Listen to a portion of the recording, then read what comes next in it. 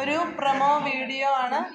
തരംഗിന്റെ സിമ്പലും അതുപോലെ തന്നെ അയ്യശാടിയുടെ സിമ്പലും എല്ലാം കൂടെ വെച്ചിട്ട് പ്രൊമോ വീഡിയോ.